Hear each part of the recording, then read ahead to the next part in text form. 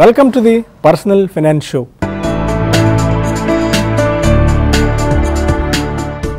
Retirement planning ante enti? Retirement ప్లానింగ్కి ఒక్క policy తీసుకుంటే సరిపోతుందా లేదా ఒక్క ఎల్ఐసి తీసుకుంటే సరిపోతుందా అన్న అంశాలు ఇప్పుడు డిస్కస్ చేయబోతున్నాము. సాధారణంగా ఈ పర్సనల్ ఫైనాన్స్ షోలో మనం మొదటి నుంచి అసలు పర్సనల్ ఫైనాన్స్ అంటే ఏంటి, పర్సనల్ ఫైనాన్స్లో ఏ ఆస్పెక్ట్స్ ఉంటాయి, రిటైర్మెంట్ ప్లానింగ్కి ఎంత వెయిటేజ్ మనం ఇవ్వాల్సిన అవసరం ఉంటుందన్న పాయింట్ డిస్కస్ చేసాం ఇప్పటివరకు. ఇంకా డీటెయిల్డ్గా ఈరోజు షోలో రిటైర్మెంట్లో ఎలాంటి ఖర్చులు ఉంటాయి, ఈరోజు కనుక రిటైర్ అయితే ఎంత ఖర్చు ఉంటుంది, డౌన్ ది లైన్ అంటే ఒక 30 years తర్వాత కనుక ఇప్పుడు పనిచేసే వ్యక్తి రిటైర్ అయితే ఎంత ఖర్చు చేయాల్సిన అవసరం ఉంటుంది, దానికి ఎలాంటి ప్లానింగ్ మనం తీసుకోవాల్సిన పని ఉంది అన్న అంశాలు ఇవాళ డిస్కస్ చేయబోతున్నాము. దీనిపై మనతో మాట్లాడేందుకు సర్టిఫైడ్ ఫైనాన్షియల్ ప్లానర్ బాలరాజ్ గారు స్టూడియోకి వచ్చారు. హలో బాలరాజ్ గారు. హలో అండి. మనం లాస్ట్ ఎపిసోడ్స్లో బేసిక్గా పర్సనల్ ఫైనాన్స్ అంటే ఏంటి, అసలు రిటైర్మెంట్ ప్లానింగ్కి ఎందుకు అవసరం అంటే చాలామంది మీలాంటి ఫైనాన్షియల్ ఎక్స్పర్ట్స్ కూడా చెప్తూనే ఉంటారు రిటైర్మెంట్ ప్లానింగ్ అట్మోస్ట్ ఇంపార్టెన్స్ ఇవ్వాల్సిన అవసరం ఉంటుందని చెప్పి, దాని గురించి డిస్కస్ చేసాం అసలు ఎందుకు అవసరం అని. ఈరోజు ఎపిసోడ్స్లో మనం రిటైర్మెంట్లో ఎలాంటి ఖర్చులు ఉంటాయి అన్న బేస్ని తీసుకొని డిస్కస్ చేద్దాము. మీరు గత ఎపిసోడ్స్లో కూడా చెప్పారు రిటైర్మెంట్లో చాలా తక్కువ ఖర్చులు ఉంటాయని అందరూ భావిస్తారు, కాదు ఇంకా ఇప్పుడున్న వాటికంటే ఎక్కువ ఖర్చులు ఉంటాయని చెప్పి. అవునండి. సాధారణంగా రిటైర్మెంట్లో ఎలాంటి ఖర్చులు ఉంటాయి, అసలు ఖర్చులు ఉంటాయా? ఖర్చులు రిటైర్మెంట్లో ఇప్పటికంటే ఎక్కువగా ఉంటాయండి. జనరల్గా రిటైర్మెంట్లో మనకి ఇప్పుడు ఏమైతే ఖర్చులు ఉంటాయో అవే ఖర్చులు ఉంటాయి, కాకపోతే క్వాంటమ్ ఇంక్రీజ్ అవుతుంది. So for a working person say who is 35 years of age, జనరల్గా ఏం ఎక్స్పెన్సెస్ ఉంటాయి, బిల్స్ కానివ్వండి, పిల్లల ఎడ్యుకేషన్ కానివ్వండి, ఫ్యూయల్ ఎక్స్పెన్సెస్ కానివ్వండి, ఫుడ్ ఎక్స్పెన్సెస్, ఇంకా ఇతర ఖర్చులు ఉంటాయి, ట్రావెల్, హాలిడే, ఇవన్నీ ఖర్చులు ఉంటాయి. సో రిటైర్మెంట్లో ఏంటంటే మనకు ఇప్పుడున్న దానికంటే ఎక్కువగా ఖర్చులు వస్తాయి. బారింగ్ ప్రొఫెషనల్ ఎక్స్పెన్సెస్కి లేకుండా ఇంకా అదర్ ఎక్స్పెన్సెస్ అనేటివి ఎక్కువగా ఉంటాయి. సో ఏమవుతుందంటే somebody who is working, say for example 35-year aged person, so 25 yearsకి మనకు కెరియర్ స్టార్ట్ అయింది అనుకుందాం. 25 years నుంచి ఇప్పుడు 35 years వరకు గత 10 సంవత్సరాలుగా చూసుకుంటే అది ఇన్కమ్ ఇంక్రీజ్ అయ్యి ఉండొచ్చు. సో ఇన్కమ్ ఇంక్రీజ్ అయితే ఆటోమేటిక్గా స్టాండర్డ్ ఆఫ్ లివింగ్ అనేది ఇంక్రీజ్ అవుతుంది. So somebody who is at the age of 35, 60 yearsకి రిటైర్ అవ్వాలనుకోండి, 35 నుంచి 60 years వరకు they will progress in their career. So కెరియర్లో ప్రోగ్రెస్ అవుతారు, ప్రోగ్రెస్ అయినప్పుడు స్టాండర్డ్ ఆఫ్ లివింగ్ అనేది కూడా ఇంక్రీజ్ అవుతుంది. So a person who will retire at the best standard of living, also at the peak of his earning stage అనమాట. So ఆ standard of living ఏమైతే ఉంటుందో రిటైర్మెంట్లో అది పోస్ట్ రిటైర్మెంట్ కూడా పాస్ ఆన్ అవుతుంది. మేజర్ ఎక్స్పెన్సెస్ ఏమైతే ఉంటాయి అవన్నీ ఉంటాయి, barring profession related or business related expenses తప్ప. సో ఆ స్టాండర్డ్ ఆఫ్ లివింగ్ మెయింటైన్ చేయాలి అని అంటే we need to plan properly అండి. సో ఇప్పుడున్న స్టాండర్డ్ ఆఫ్ లివింగ్కి రిటైర్మెంట్లో ఉన్న స్టాండర్డ్ ఆఫ్ లివింగ్కి చాలా వ్యత్యాసం ఉంటుంది. అంటే ఇంకోటి, ఈ రిటైర్మెంట్ ఎందుకు ఇంత కీలకమని పదే మనం చెప్పుకుంటున్నామంటే, ఇప్పుడు ఒకప్పుట్లాగా లేట్గా ఉద్యోగాలు వచ్చే పరిస్థితి లేదు. ఇప్పుడు ఇంజనీరింగ్ అయిపోయిన వెంటనే డిగ్రీ అయిపోయిన వెంటనే జాబ్లో జాయిన్ అయిపోతున్నాం. అంటే హార్డ్లీ 25 yearsకి ఒక రీజనబుల్ ఆర్ మీనింగ్ఫుల్ జాబ్లోకి ఎంటర్ అవుతున్నారు. 25 years నుంచి హార్డ్లీ 60 years వరకు, అంటే 35 years వరకు ఆర్ వరసే 40 years పని చేసాం అనుకుందాం, అంటే 65 వరకు పని చేయగలరు. మళ్ళీ ఆ 65 నుంచి ఇప్పుడున్న ఈ లైఫ్ సైకిల్ ప్రకారం కానీ లేకుంటే బాగా పెరిగిపోతున్నాయి లైఫ్ స్టాండర్డ్స్ కూడా. ఆల్మోస్ట్ ఇప్పుడు కొత్త మెడికల్ డివైస్ కానీ లేకుంటే అడ్వాన్స్డ్ టెక్నాలజీ ఇన్ మెడికల్ రావడం వల్ల 90-95 years వరకు బతికే పరిస్థితి ఉంటుంది. అంటే ఒక 25 years వ్యక్తి 40 years పనిచేసి 65 చేరిన తర్వాత 65 నుంచి ఇంకొక 25 to 30 years of life spend చేయాల్సిన అవసరం ఉంటుంది. ఆ విధంగా ప్లాన్ కూడా చేసుకోవాలి ఖర్చులు, ఎందుకంటే ఆ టైంలో ఇన్కమ్ ఏమి ఉండదు కాబట్టి. అంటే ఎలా ప్లాన్ చేసుకోవాల్సిన అవసరం ఉంటుంది అంత ఏజ్కి? Right. So 80 is the new 60 అండి. ఈరోజు మనం చూస్తున్నాము చాలా వరకు సీనియర్ సిటిజన్స్ యాక్టివ్గా ఉన్నారు, they are still working, they want to have active life. So ఇంతకుముందు ఇఫ్ ఈ రోల్ బ్యాక్ 25-30 years బ్యాక్ చూసుకుంటే కనుక జనరల్గా బిజినెస్ కానివ్వండి, కెరియర్ కానీ స్టార్ట్ అయ్యేది 18 yearsకో 20 yearsకో స్టార్ట్ అయ్యేది. ఎందుకంటే చాలా వరకు 10th class వరకు ఇంటర్మీడియట్ వరకు చదువుకునే వాళ్ళు, దాని తర్వాత కెరియర్లో ఎంటర్ అయ్యేవాళ్ళు. So at 18 or 20 years career start అయ్యేది and they use to work till 60 years, అంటే దాదాపు 40 సంవత్సరాల అర్నింగ్ స్పాన్ ఉండేది. అండ్ లైఫ్ స్పాన్ కూడా చూసుకుంటే 65 to 70 years వరకు మాత్రమే ఉండేది, అంటే 60 నుంచి 65 సంవత్సరాలు 70 సంవత్సరాలు, అంటే 40 సంవత్సరాల అర్నింగ్ స్పాన్ ఉన్నప్పుడు post retirement life use to B 5 or 10 years for majority of the people. కానీ ఇప్పుడున్న పరిస్థితుల్లో చూసుకుంటే graduation, post graduation, professional education ఇవన్నీ కూడా కంప్లీట్ చేసుకొని కెరియర్ స్టార్ట్ అయ్యేది 25-26 ఇయర్స్కి కెరియర్ స్టార్ట్ అవుతుంది. సో అప్పుడు కెరియర్ స్టార్ట్ అయ్యి and majority of the people ఈరోజు ఏంటంటే మనకు స్ట్రెస్ అనేది చాలా ఎక్కువగా ఉంది. సో ఇంతకుముందు ఎవరైతే వర్క్ చేసేవాళ్ళు వాళ్ళు 60-65 వరకు కూడా వర్క్ చేసేవాళ్ళు. అంటిల్ అండ్ అన్లెస్ యాక్టివ్గా ఉండి హెల్త్ మంచిగా ఉంటే తప్ప they cannot prolong their work till 60-65 years. చాలా వరకు 55 ఇయర్స్కే రిటైర్ అవ్వాలనుకుంటున్నారు. స్ట్రెస్ఫుల్ జాబ్స్లో ఎవరైతే ఉంటారో స్ట్రెస్ ఎక్కువ ఉంటుందో అలాంటి వాళ్ళు 60-65 ఇయర్స్ వరకు వర్క్ చేసే పరిస్థితి లేదు. So probably they may want to retire or get out from their career at the age of 55. అంటే వేరే ఆల్టర్నేటివ్ ఏదైనా చూసుకొని వేరే ఆల్టర్నేటివ్ చూసుకుంటే లో ఇన్కమ్ కూడా రావడానికి అవకాశాలు ఉంటాయి. అంటే 25 ఇయర్స్కి కెరియర్ స్టార్ట్ అయితే అదే టిల్ 55 ఇయర్స్ వర్క్ చేసే దాదాపు ఒక 30 సంవత్సరాల వరకు మాత్రమే వర్క్ చేసే పరిస్థితి. కొద్దిగా ప్రొలాంగ్ చేసే 60 వరకు 35 ఇయర్స్. కానీ ఈరోజు ఏంటంటే people are living till 75, 80, 85 also because of advance in medical facilities and standard of living improve అవ్వడం వల్ల ఈ లైఫ్ స్పాన్ అనేది ఇంక్రీజ్ అవుతూ ఉంది. పోస్ట్ రిటైర్మెంట్ లైఫ్ ఇంతకుముందు ఒక 5-10 ఇయర్స్ ప్లాన్ చేస్తే సరిపోయేది. కానీ ఇప్పుడున్న పరిస్థితుల్లో at least minimum 20 to 30 years plan చేయాల్సిన అవసరం ఉందండి.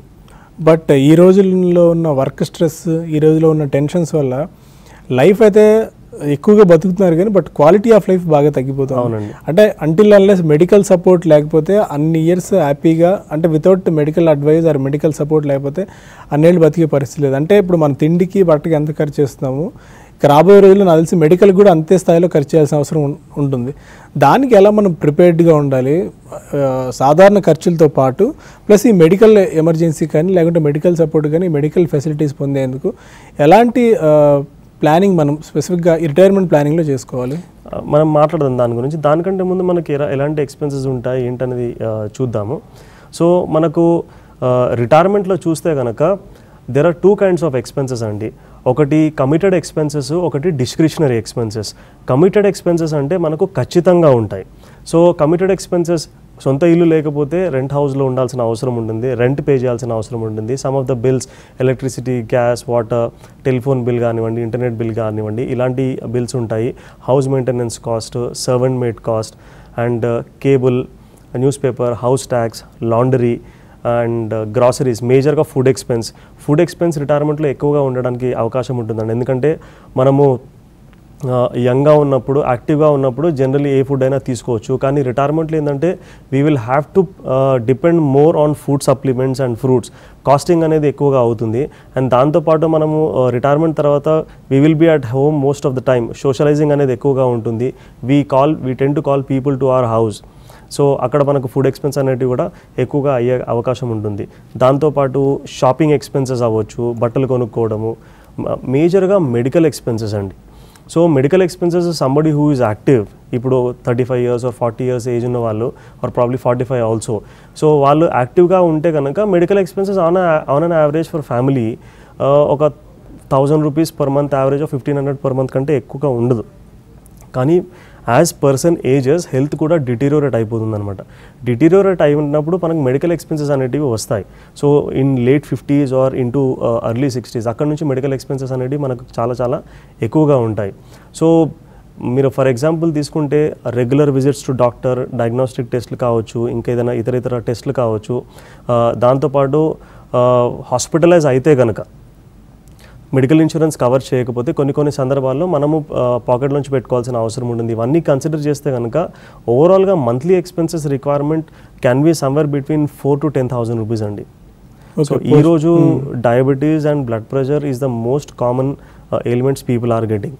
So for both husband and wife చూసుకుంటే somewhere around 4,000 to 10,000 will be the average requirement. Initial yearsలో లేట్ 50sలో కానీ ఎర్లీ 60sలో కానీ ఇది ఎక్కువగా ఉండకపోవచ్చు. కానీ but as people age their medical requirements also goes up. రెగ్యులర్గా మెడికల్ ఎక్స్పెన్సెస్తో పాటు there is something called elder care expenses.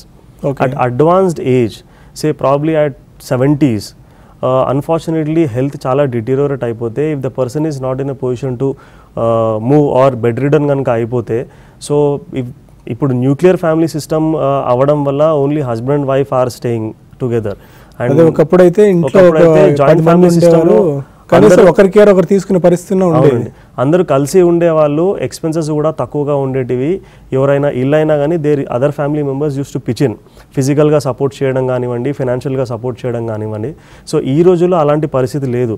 So bed ridden అయిపోయారు అనుకోండి, ఆల్రెడీ వైఫ్ ఆర్ హస్బెండ్ వాళ్ళు కూడా ఏజ్డ్ ఉంటారు, physically they may not be able to help. So అలాంటి సందర్భంలో they will have to take the help of some medical care facilities కావాలి, nursing facilities అలాంటివి కావాల్సిన అవసరం ఉంటుంది. సో వాళ్ళని ఎంప్లాయ్ చేయాలి అంటే ఎల్డర్ కేర్ ఎక్స్పెన్సెస్ అంటాం, వాళ్ళని ఎంప్లాయ్ చేయాలంటే we have to pay salary to them.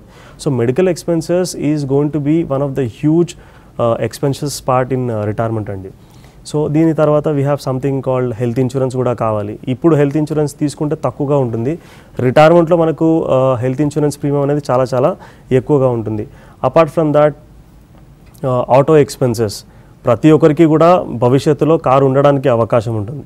So car ఉంటే కనుక car related expenses, car service అవ్వచ్చు, ఫ్యూయల్ ఎక్స్పెన్సెస్ అవ్వచ్చు, ఇంకా ఇతర ఎక్స్పెన్సెస్ అవ్వచ్చు. దాంతోపాటు జనరల్గా పిల్లలు దగ్గర ఉండొచ్చు, లేదంటే they might stay away. So అలాంటి సందర్భంలో they might have to travel to where the children are staying, they might have to visit once or twice in a year or maybe more than that. So దాంతోపాటు travel to native place అని ఇలాంటి expenses అన్నీ కూడా మనకు committed expenses అంటాం. అంటే ఇవన్నీ expenses ఇప్పుడు మాట్లాడుకున్నవన్నీ కూడా ఖచ్చితంగా ఉంటాయి, fixed expenses which we cannot avoid. So ఇదే కాకుండా మనకు రిటైర్మెంట్లో ఇంకా ఇతర వేరే కైండ్ ఆఫ్ ఎక్స్పెన్సెస్ ఉంటాయి. డిస్క్రిషనరీ ఎక్స్పెన్సెస్ అంటాం. డిస్క్రిషనరీ ఎక్స్పెన్సెస్ అంటే డిపెండింగ్ అపాన్ మన అఫోర్డబిలిటీ ఫ్యాక్టర్ అండ్ మన దగ్గర డబ్బులు ఎంత ఉన్నాయి దాని ప్రకారం ఈ ఎక్స్పెన్సెస్ అనేవి మనకు ఉండొచ్చు, ఉండకపోవచ్చు. ఉంటే 100% ఉండొచ్చు, బట్ ప్రాబ్లీ కొద్దిగా తక్కువ కూడా ఉండొచ్చు, డిపెండింగ్ అపాన్ అవర్ అఫోర్డబిలిటీ. వాళ్ళ డెసిషన్స్ని బట్టి ఆ ఖర్చులు పెట్టచ్చు, పెట్టకపోవచ్చు, వాళ్ళ నిర్ణయం మీద ఆధారపడి ఉంటుంది. అవునండి. So for example somebody who is having good amount of money, they can have a driver. So డ్రైవర్కి కూడా సాలరీ ఇవ్వాల్సిన అవసరం ఉంటుంది. It can be a full time driver or a part time driver. దాంతోపాటు మనకు ఫంక్షన్స్ అని, parties అని, annual vacation and holiday. Annual vacation holiday is one of the major expense again.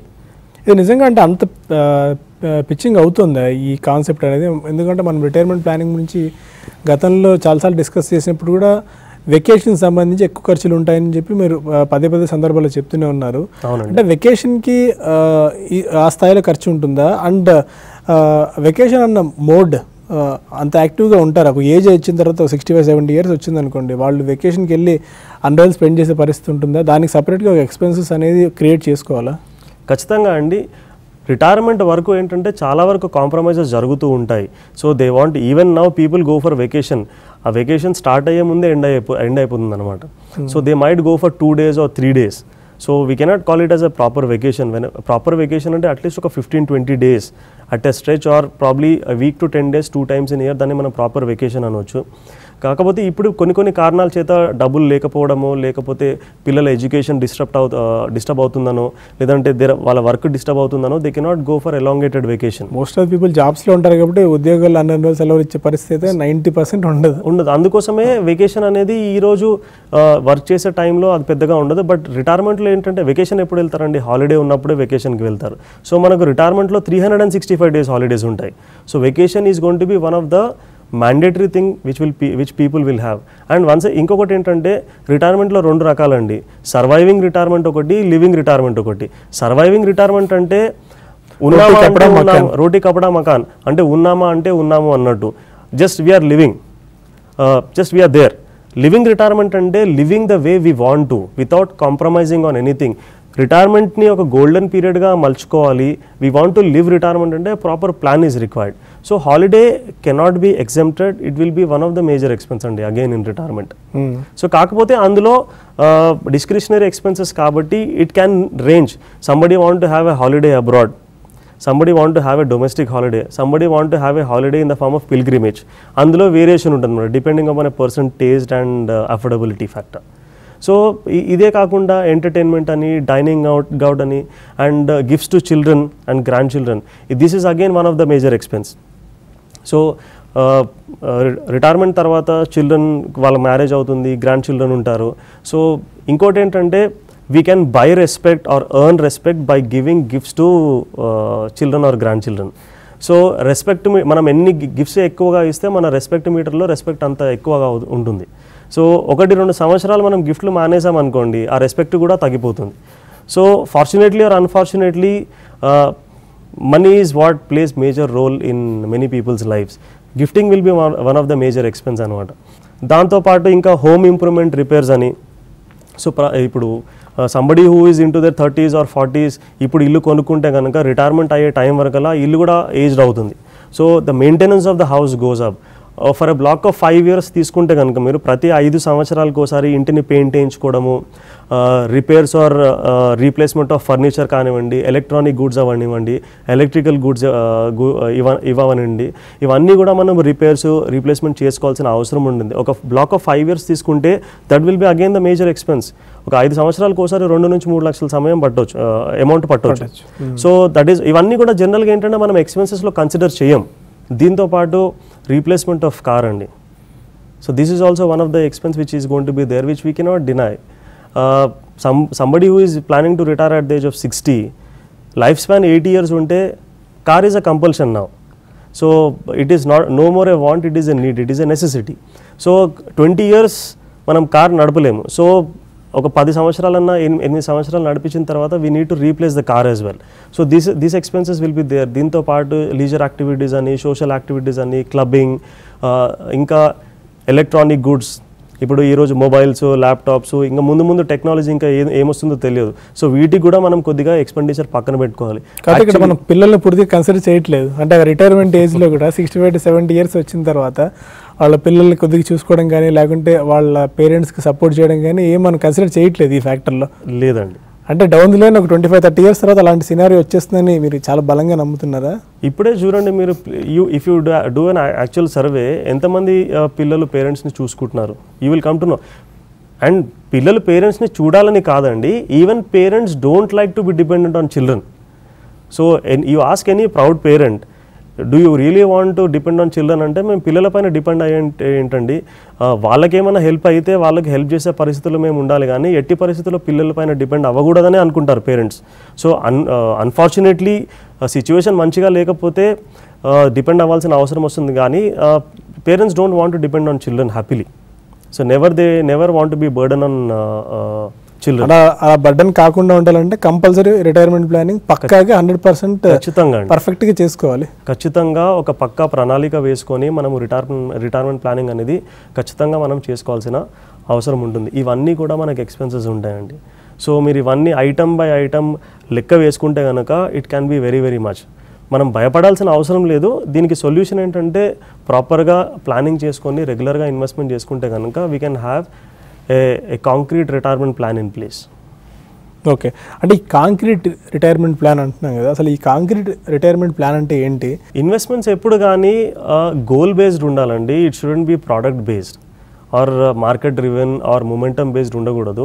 ఎప్పుడు కానీ మనం ఇన్వెస్ట్మెంట్ చేస్తే కనుక ఆ ఇన్వెస్ట్మెంట్ మన గోల్ ఏమైతే ఉంటుందో దానికి ఏ విధంగా హెల్ప్ అవుతుంది, మన గోల్ ఫుల్ఫిల్ చేసుకోవడానికి సాధ్యమవుతుందా లేదా, ఆ ఇన్వెస్ట్మెంట్ ముఖ్యంగా ఇన్ఫ్లేషన్ అనేది ఏదైతే ఉంటుందో, ద్రవ్యోల్బణం ఏమైతే ఉంటుందో ఆ ఇన్ఫ్లేషన్ని బీట్ చేయగలుగుతుందా లేదా, మనకు ట్యాక్స్ ఎఫిషియెంట్ రిటర్న్ ఇస్తుందా, ట్యాక్స్ ఎఫిషియెంట్ రిటర్న్ మనకు వస్తుందా, అండ్ ఆ ట్యాక్స్ ఎఫిషియెంట్ రిటర్న్ ఇన్ఫ్లేషన్ని బీట్ చేస్తుందా లేదా, ఇవన్నీ కన్సిడర్ చేసి మనము ఇన్వెస్ట్మెంట్ చేసుకోవాలి. అన్ఫార్చునేట్లీ ఏంటంటే మనకు గత 20, 25, 30 సంవత్సరాలు అంతకంటే ఎక్కువనే ఈ ట్రెడిషనల్ ఇన్వెస్ట్మెంట్ రెవెన్యూస్ ఏమైతే ఉంటాయో, మనకి ఏంటి traditional investment revenues are real estate, gold, fixed deposits and insurance policies, traditional insurance policies. So parents have passed on their advice to children. So children are also continuing to follow that. So ఇంతకుముందు వేరే విధంగా ఉండేది, ఇప్పుడు వేరే విధంగా ఉండేదండి. ఇప్పుడు మీరు ఒక 25-30 సంవత్సరాల క్రితం చూసుకుంటే the standard of living or quality of life of people used to be better. తక్కువగా ఎక్స్పోజర్ ఉండేది అండ్ వాళ్ళకు లిమిటెడ్ ఎక్స్పెన్సెస్ ఉండేది. They used to be peaceful. ఈరోజు ఏంటంటే we are driven by materialism. So మనకు మెటీరియలిజం కావాలి ఈరోజు. సో అవన్నిటికీ ఎక్స్పోజర్ అనేది మనకు చాలా ఎక్కువగా ఉంది. దాంతోపాటు మన ఎక్స్పెన్సెస్ అనేటివి కూడా చాలా విపరీతంగా ఇంక్రీజ్ అయిపోయాయి. సో ఎక్స్పెన్సెస్ ఇంక్రీజ్ అయ్యాయి, but investment revenues thought process is for most of the people is the same. But still మనం అలాంటి వాటికి స్టికప్ అయిపోయి ఉన్నాం. ఏదో గోల్డ్లో ఇన్వెస్ట్ చేయాలి, లేదంటే రియల్ ఎస్టేట్లో ఇన్వెస్ట్ చేయాలి, లేదంటే ఫిక్స్డ్ డిపాజిట్లో ఇన్వెస్ట్ చేయాలి. అంతకు మించి మోస్ట్ ఆఫ్ ది పీపుల్ అంటే హార్డ్లీ ఒక 10 to 12% ఈ మార్కెట్స్ గురించి ఆర్ యూనిట్ లింక్డ్ ప్లాన్స్ గురించి, అంటే అంత పెద్ద పదం యూనిట్ లింక్డ్ ప్లాన్ అనేది స్టాక్ మార్కెట్స్ గురించి, ఈక్విటీస్ గురించి, మ్యూచువల్ ఫండ్స్ గురించి ఎస్పెషల్లీ తెలిసిన వాళ్ళు చాలా తక్కువ మంది ఉన్నారు. Most of them they restrict themselves to fixed deposits. అవునండి. సో ఇక్కడ ప్రాబ్లం ఏంటంటే అండి, the amount of time and energy they put in their job or business to earn money, అందులో a fraction of a percentage of time ఫైనాన్షియల్గా literate అవ్వడానికి కనుక వాళ్ళు times కేటాయిస్తే the results will be far better. So finance is the last thing what people talk about. ఇంట్లో ఫ్యామిలీతో discuss చేయరు and they don't get educated about financial matters. So దీనివల్ల ఏంటంటే ఇంకా వేరే అవెన్యూస్ ఏమున్నాయి, యాక్చువల్గా ఇన్ఫ్లేషన్ అంటే ఏందో కూడా చాలామందికి తెలియదు, ట్యాక్స్ ఎఫిషియెంట్ రిటర్న్స్ ఏ విధంగా తీసుకురావాలనేది కూడా చాలామందికి తెలియదు. సో ఏంటంటే వాళ్ళు సంపాదించిన డబ్బు ఆ క్యాపిటల్ అట్లాగే ప్రిజర్వ్డ్ ఉండాలి అని చెప్పేసి అనుకుంటూ ఉంటారు. అది ఎంత గ్రోత్ అవుతుంది అనేది ఇమ్మెటీరియల్.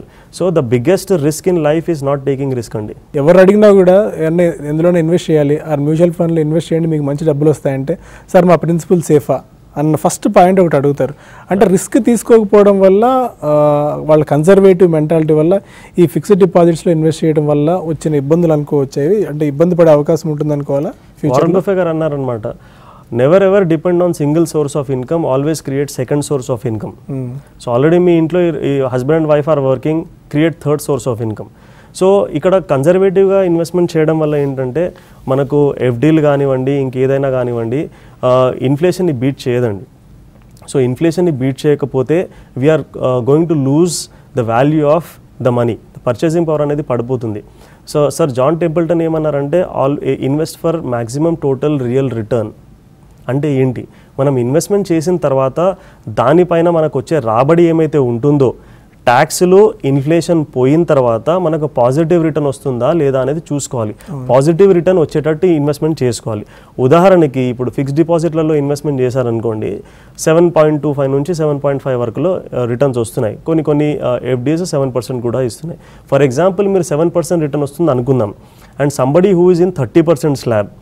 సో అందులోంచి ట్యాక్స్ పోయిన తర్వాత 30% స్లాబ్లో ఉంటే దాదాపు 2.1% ట్యాక్స్ రూపంలో పోతుందండి. సో చేతికి వచ్చేది 4.9%. ఈరోజు ఇన్ఫ్లేషన్ మనకు దాదాపు ఒక 7% వరకు కూడా ఇన్ఫ్లేషన్ ఉంటుంది. Government is saying inflation is lesser than that. మన పర్సనల్ ఇన్ఫ్లేషన్ రేట్ చూసుకుంటే అంతకంటే ఎక్కువనే ఉంటుందన్నమాట. So it will be somewhere around 7 to 8%, little bit more than that. 7% inflation తీసుకున్నా కానివ్వండి మీరు, 4.9% మనకు రిటర్న్ వచ్చింది, వెరాజ్ ఇన్ఫ్లేషన్ రేట్ ఈస్ 7%. అంటే -2.1% ఈజ్ దేర్. అంటే మన డబ్బు ఏమైతే ఉందో -2.1% వాల్యూ కోల్పోతుంది. ఇమాజిన్ ఒక 10 years ఇదే విధంగా ఇన్ఫ్లేషన్ ఉంది, ఇదే విధంగా రిటర్న్స్ వచ్చాయనుకోండి, in 10-year period we will almost lose 1/3 of the value of what the money is there, which people don't realise. Invest చేసిన తర్వాత అబ్సల్యూట్ గా చూడడానికి ఆ అమౌంట్ అంతే కనబడుతుంది, but the amount will lose the purchasing power. అందుకోసమే ఎప్పుడు కానీ ఇన్వెస్ట్మెంట్ చేస్తే మనము అది ఇన్ఫ్లేషన్ని బీట్ చేసేటట్టు ఇన్వెస్ట్మెంట్ చేసుకోవాలి.